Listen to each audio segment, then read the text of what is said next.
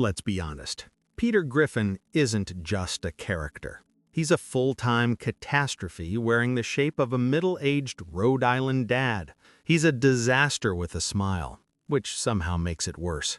From the outside, he looks like the standard sitcom blueprint. Big laugh, bigger belly, a job he barely understands, and enough confidence to power a small city. But emotionally, psychologically, spiritually, Peter Griffin is a portable apocalypse. No refunds, no returns. This man wakes up every morning and immediately enters a state of danger, sometimes because he chooses chaos, and sometimes because the universe sees him standing there and thinks, yes, that one, ruin him. His life is a chain of impulsive decisions, stitched together by luck, denial, and whatever medical miracle keeps his bones from filing a restraining order. And you could call him quirky. You could call him childlike. But those are polite words people use when the alternative is saying, this man is a hazard. There is nothing innocent about a guy who can decide, without hesitation, to start a town-wide disaster because he got bored in the kitchen. There is nothing innocent about operating heavy machinery when you struggle to operate your own attention span. And there's absolutely nothing innocent about a person who treats consequences like optional DLC. But here's the emotional core. Peter doesn't know he's miserable. He doesn't know he's broken. He doesn't know he is one bad idea away from becoming a public safety PSA. And the scariest part, he's not evil, he's just reckless, which means the damage is always accidental and therefore never truly corrected. Peter isn't a villain with a plan. He's a weather system with opinions. And that, ironically, is what makes it so unbearable to be him. Because everyone around Peter knows. Lois knows. Meg knows in her bones. Chris knows in the vague way a golden retriever knows thunder is coming. Stewie knows so thoroughly that he probably has charts. Brian knows, but he's too busy performing intellectual superiority to admit he's also trapped. Peter lives under a thick layer of delusional optimism that covers genuine suffering he can't even process. Imagine being stuck in emotional quicksand, but thinking it's warm mud. That's his entire existence. So today, we're not here to celebrate him. We're not here to diagnose him with a clipboard and a sad piano track. We're here to examine, with scientific detachment and a sprinkle of cruelty, why it truly, catastrophically, cosmically sucks to be Peter Griffin.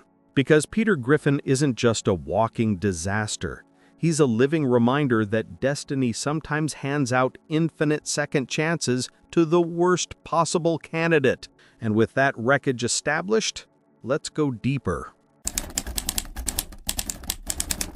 If Peter's life is a disaster movie, his brain is the director, producer, and on-set explosives handler, except they're all the same guy and he's operating on vibes. Peter's mind runs on what we can generously call a loose connection. Picture a 90s television with foil on the antenna. Sometimes you get a clear signal, but most of the time it's static, weird noises, and a sudden infomercial for something illegal. He doesn't evaluate risk. He doesn't build plans. He doesn't consider outcomes. He just gets an idea, hears a little cartoon ding in his skull, and launches it like a missile. Every thought is a gamble. Every impulse is a threat. Every plan is a ticking bomb wrapped in a smile.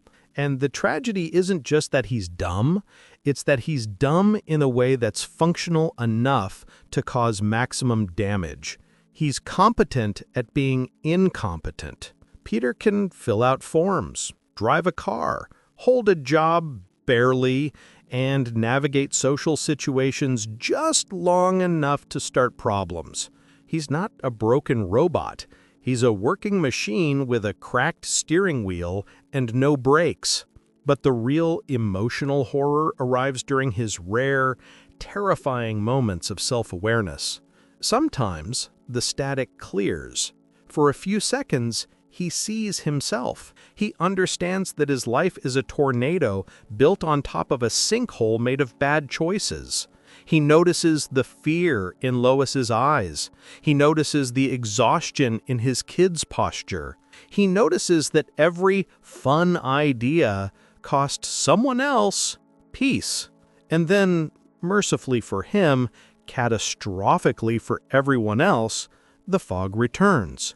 Because Peter's brain cannot hold truth for long without overheating. His self-awareness is like a smoke alarm, loud, annoying, and only goes off when you least want it to. Emotionally, this creates a cruel paradox. Peter is both oblivious to the pain he causes and constantly living inside its consequences. His brain lights the match, his heart gets burned, but he can't connect those dots, so he keeps buying more matches. And the worst part? He thinks he's doing great. He genuinely believes the chaos is proof he's living. That's Peter's cognitive prison. A mind built to malfunction, a consciousness taped together with denial, and an emotional life dragged behind him like a tin can tied to a runaway car. Now let's talk about the people forced to live near the wreck.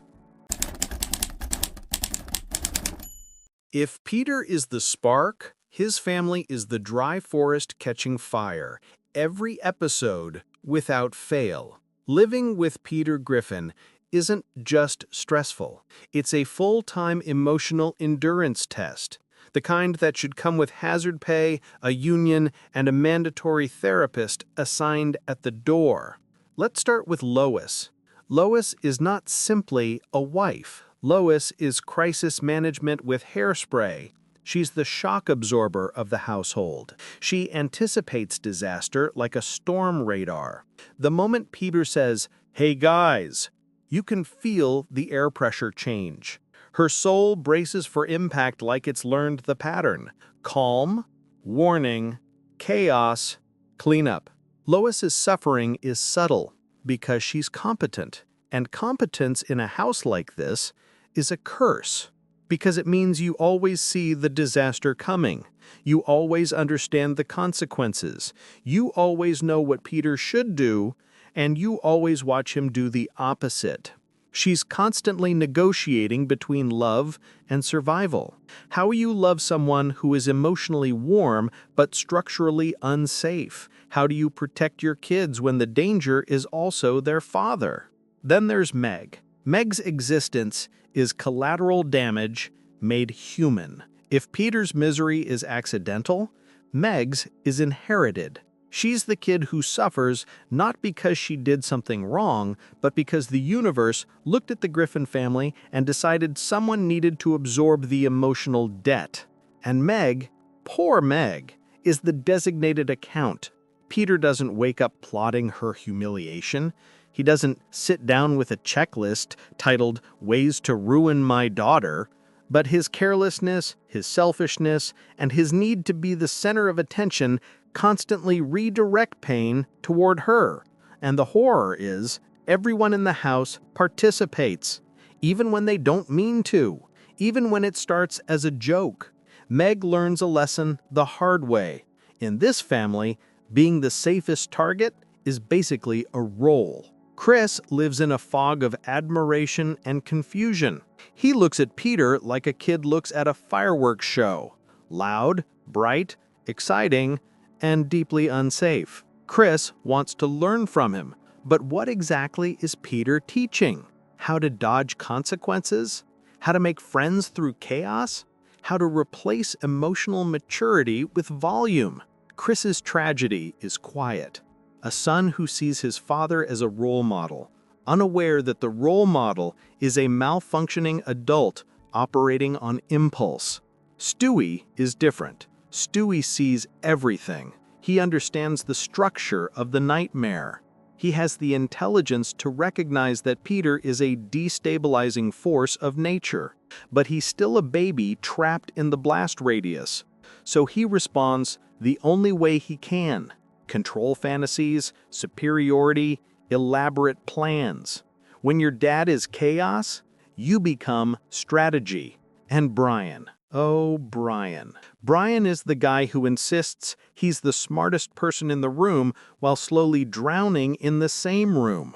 He drinks, he pontificates, he writes, he judges everyone else, and then he goes right back to living beside a human tornado. Because even the smart characters in Peter's orbit are stuck. They can see the disaster. They can describe the disaster in 15 fancy words. They just can't escape the disaster. Here's the tragedy. Peter loves his family, deeply, clumsily, disastrously. He has moments where he tries. He feels affection. He wants connection. But his love arrives packaged inside chaos so dense that the people closest to him suffer the most. They spend their lives patching emotional holes he doesn't even realize he blasted open. Peter isn't trying to hurt them. He's just built in a way that guarantees the fallout. And speaking of fallout, let's talk about the universe that seems to hate him. Peter Griffin exists in a universe that feels hostile by design. If his life were a board game, reality would be the cruel game master, constantly rolling dice stacked against him, rewriting rules mid-turn, and laughing when he lands on lose all dignity for the 7th time. Look at the physical reality around him. He trips over air. He falls downstairs like gravity has personal beef. Accidents find him the way mosquitoes find exposed skin. And the town, Quahog, is basically a stage built to collapse on cue. Every public event turns into chaos. Every job becomes a hazard. Every casual outing becomes a full episode of consequences. But the emotional toll isn't just bruises. It's the constant humiliation. Peter gets embarrassed publicly, repeatedly. He fails at basic social norms. He becomes a spectacle, sometimes by choice, sometimes because the universe arranges it. And yet, he stumbles forward with cheerful ignorance. That's where the comedy lives, but it's also where the tragedy lives. Because if you really think about it, Peter's relationship with reality is a horror story, disguised as a sitcom.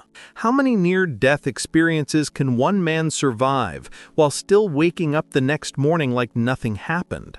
How many disasters can someone cause before the world stops forgiving them?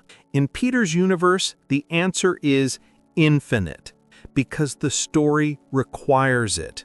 And when the story requires it, logic doesn't matter, empathy doesn't matter, healing doesn't matter. Only the next gag matters. That's the cruel brilliance. Peter's comedy is powered by his pain, humiliation, and inability to learn. He survives not because he's wise, but because the universe refuses to let the joke end. He's indestructible, but also perpetually punished, like a crash test dummy that somehow has feelings. Even when Peter isn't detonating his home life, he still has to exist in public. And public life for Peter Griffin is basically a haunted house where every door opens onto embarrassment. Start with work. Peter is the kind of employee who shows up like a weather event. He doesn't arrive, he happens. He has a job that in theory requires routine, attention, and basic competence. 3 concepts that slide right off his brain like butter on a hot pan. The tragedy is that work is supposed to be the stable part of adult life, the place where you develop skills, build consistency, and earn a quiet sense of dignity. For Peter, work is just another arena where he can be loudly wrong in front of witnesses. He treats rules like suggestions. He treats safety procedures like personal insults. He treats professionalism like a costume he can put on for 5 seconds before it bursts into flames. And because it's a comedy universe, the fallout doesn't just affect him. It ripples outward. Coworkers get dragged into his chaos. Bosses have to manage him like he's an untrained animal. Entire systems bend just to keep him from turning a normal day into a municipal emergency. Then there's his social life, his friends. On paper, having friends should help. Support systems are healthy. Community is stabilizing. Friendship is supposed to buffer stress. Peter's friend group does the opposite. They don't buffer chaos, they ferment it. Peter gravitates toward the kind of friends who enable him, because they're also trying to avoid thinking too hard. It's a circle of adult men who behave like teenagers with car keys. Their hangouts aren't relaxation, they're group projects in poor decision-making. And here's why that sucks for Peter. Friendship becomes an echo chamber. If Peter says something stupid, no one says, "Hey, maybe don't." They say, "That rules," and the universe starts sharpening its knives. So Peter doesn't just suffer alone, he suffers in a pack. And packs move faster. Packs escalate. Packs create disasters with teamwork. Even when Peter tries to be a normal friend, listening, apologizing, showing up, his personality sabotages it. He's too loud, too impulsive, too desperate to be the funniest person in the room. He turns conversations into performances, and performances into conflicts. And deep down, that has an emotional cost. Peter is surrounded by people, but he isn't truly understood. Because to be understood, you have to be consistent. You have to be honest. You have to sit in discomfort long enough to grow. Peter can't do that. So he stays the fun guy, the crazy guy, the "remember when you did that thing" guy, which means his identity becomes a highlight reel of mistakes. That's not friendship. That's branding. And branding is exhausting because you can never stop performing. If Peter ever slows down, if he ever gets quiet, if he ever becomes reflective, there's a risk people might notice the sadness underneath the noise. So he keeps the noise going, not because it makes him happy, but because silence would force him to face himself. And Peter Griffin is the one thing Peter Griffin cannot handle. Imagine living inside a person who has no stable self. That's Peter. Peter is a husband, a father, an employee, a friend, a local menace, a brief celebrity, a hobby addict, a visionary, a failure, a hero in his own mind, all before lunch. He reinvents himself constantly, but not with growth, with impulse. One day he's convinced he has a calling. The next day he's convinced he has a talent. Then he forgets both and becomes obsessed with something else. And here's the emotional horror. Peter's identity is defined by whatever gives him immediate validation. If people laugh, he leans in. If people clap, he escalates. If people pay attention, he sacrifices dignity to keep it. Peter doesn't know who he is. He only knows what gets a reaction. And every time he tries to become better, reality sabotages it. Because better Peter ends the joke. So the universe, the narrative, and Peter's own brain form a triangle of doom. He reaches for self-improvement, he gets distracted by a shiny bad idea, and then the consequences crash into everyone nearby. But occasionally, again, those terrifying flashes, Peter feels the gap. He senses he should be different. He senses he's failing. He senses the disappointment around him. And then he laughs it off, because holding that truth would be too painful. So he resets, like a video game character stuck at the same checkpoint. That's what makes it suck. Peter isn't allowed a stable identity. And even if he built one, the show wouldn't let him keep it. He's trapped in a loop where reinvention replaces growth and comedy replaces healing. Now, let's talk about the loudest part of his suffering, the physical pain. Chapter 6, the physical pain, because emotional pain wasn't enough. Peter Griffin's body is a monument to cartoon resilience, and it shouldn't be. The man experiences physical trauma at a frequency that would qualify as a supernatural curse. He gets hit, crushed, launched, burned, electrocuted, flattened, and somehow returns to baseline by the next scene. From the viewer's perspective, it's slapstick. From a human perspective, it's a nightmare. Think about what it means to live like that. Your body constantly injured, your pain constantly reset, your brain too foggy to process the danger. The famous long-running fights? They're not just jokes, they're prolonged wars with consequences that would end any real life permanently. But Peter treats them like a recurring obligation, like an annual tax filing except with more bruises. And beyond the big set pieces, Peter's daily life is full of smaller injuries. He trips, he crashes, he breaks things, he gets stuck in stupid situations that hurt, all because he can't slow down enough to avoid them. Then there's the self-inflicted damage: overeating, heavy drinking, reckless behavior, ignoring health. He treats his body like a rental car he plans to return with a full tank of disaster. And here's the emotional twist. Peter's physical pain keeps the psychological cycle going. Pain triggers stress.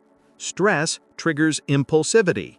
Impulsivity triggers more pain. So even if he can't articulate it, his nervous system is living in a constant emergency. And constant emergency turns into constant chaos. His body is screaming. His brain is buffering. His heart is trying to keep up. And somehow, he's still standing.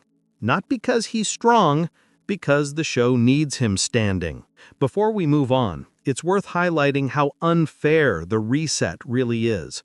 Because pain without memory is a special kind of torture. In a normal life, injuries teach you to avoid danger. Embarrassment teaches you to grow. Consequences teach you to adjust. But Peter's world erases the lesson while keeping the habit. So he doesn't get the one reward that can justify suffering: improvement. He gets bruises without wisdom, regret without change, damage without meaning. That's why his physical pain feels so grim when you stare at it too long. It's not just slapstick, it's punishment on loop.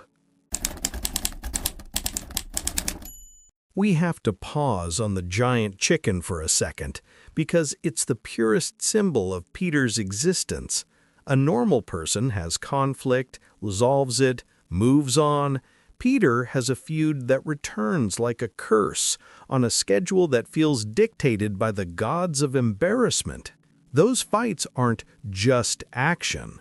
They're Peter's fate made physical, endless, pointless, destructive, and guaranteed to restart. He doesn't even win in a meaningful way. He survives. And surviving is not the same thing as winning, especially when the victory prize is, "See you next time, idiot." And think about the emotional logic here. Peter will do anything to avoid accountability, to avoid reflection, to avoid sitting still. But when the chicken appears, he's forced to engage. No excuses, no distractions, no cutaway, just consequences with feathers. So the chicken becomes the one honest thing in Peter's life, a walking reminder that you can't joke your way out of everything. Sometimes the universe shows up, squares up, and collects the bill. And Peter pays it, over and over, until the audience laughs, the town is rubble, and he limps back home like a man who's learned nothing except "that hurt." Which brings us to the true prison. Peter can't escape, and even if he could, he probably wouldn't.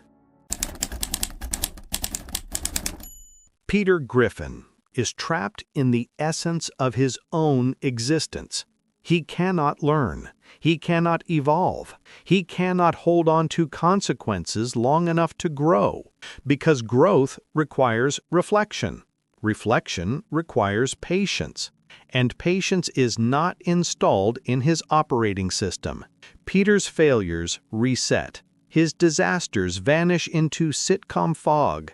His apologies are temporary. His improvements are erased. It's like living in a world where your memory is a whiteboard and life is a permanent marker. Except the whiteboard keeps getting wiped clean and the marker keeps coming back. And the prison bars are everywhere. His brain is impulsive and distractible. His environment rewards chaos. His family absorbs damage and keeps going. The narrative demands repetition. Even when Peter tries to change, it's sabotaged. A sincere moment becomes a gag. A lesson becomes a punchline. A breakthrough becomes a cutaway. And the cruelest irony is, Peter is mostly unaware of his own prison. If he truly understood his loop, he might collapse. So the universe protects him with ignorance. It's mercy and cruelty at the same time. He toddles forward, convinced life is fine, because recognizing the truth would hurt too much. So he keeps choosing the same kind of chaos, like a moth repeatedly flying into a lamp and calling it exploring. This is why it sucks. Peter isn't just suffering. He's trapped in suffering that can't lead to growth. He's a man condemned to repeat himself until the series ends, if it ever ends. And the biggest twist, he is also a victim of his own show. Here's the harsh truth. Peter's suffering isn't accidental. It's the engine. Family Guy is built on speed, absurdity, escalation, and punchlines. Which means Peter's flaws aren't challenges to overcome, they're resources to mine. Every episode is structured to create a bad decision, a bigger consequence, a bigger reaction, and a reset. Peter is the supplier of the chaos that feeds the comedy. He is the mascot of "What if we made it worse?" And that creates an emotional paradox. He gets moments of joy, love, triumph, but they exist only to make the next fall funnier. His victories are temporary. His humiliation is permanent. Even when the show lets him be sincere, it's usually followed by a reminder. This world doesn't allow stability. This world allows jokes.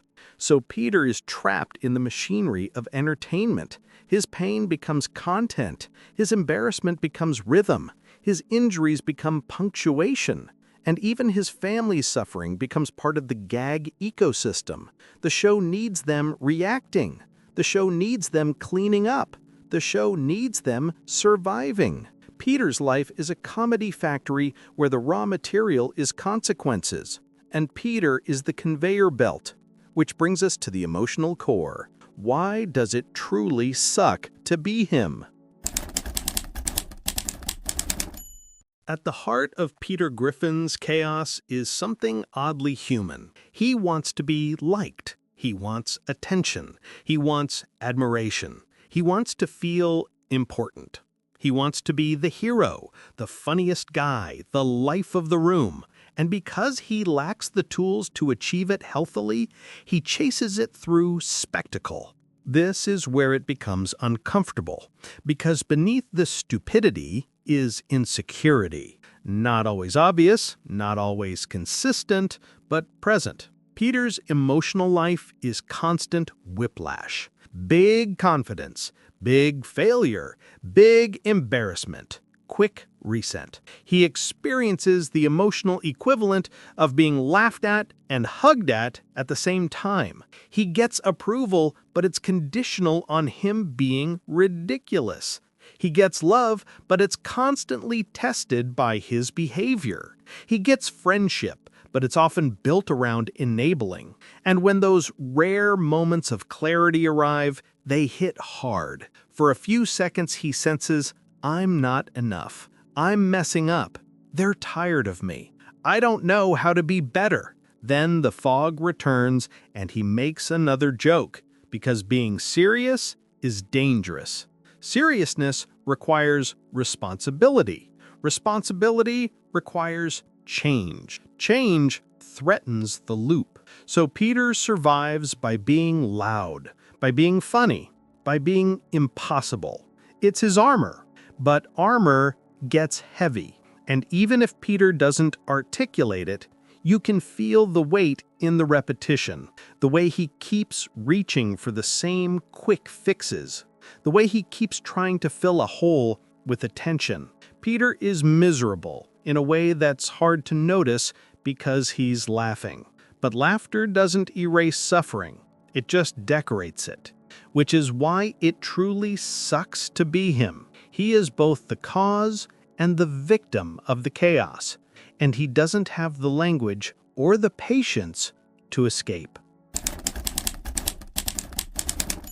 So, what have we learned about Peter Griffin? He's not just a cartoon dad. He's a walking, talking embodiment of chaos, consequences, and the weird immortality of sitcom logic. His brain is a malfunctioning engine. His family is the cleanup crew. The universe is hostile. His identity is unstable. His body is a crash test dummy. His life is a loop with no exit. And yet, we watch. We laugh. We cringe. We keep coming back. Because Peter's suffering is so extreme, it turns into comedy. Because his failures are exaggerated into catharsis. Because watching someone else's chaos makes our own feel smaller for a moment. And maybe that's the most twisted part. Peter Griffin is a cautionary tale we consume as comfort. A reminder that at least our bad decisions don't summon a giant chicken war that destroys the neighborhood. So next time you see Peter about to make an amazing decision, remember, that's not just a joke. That's survival in a world that rewards chaos. If you enjoyed this breakdown, hit like, subscribe, and comment the next character you want dissected. Because in animation, misery isn't just a theme, it's a renewable resource. And if you ever feel a tiny pang of guilt while laughing, that's normal.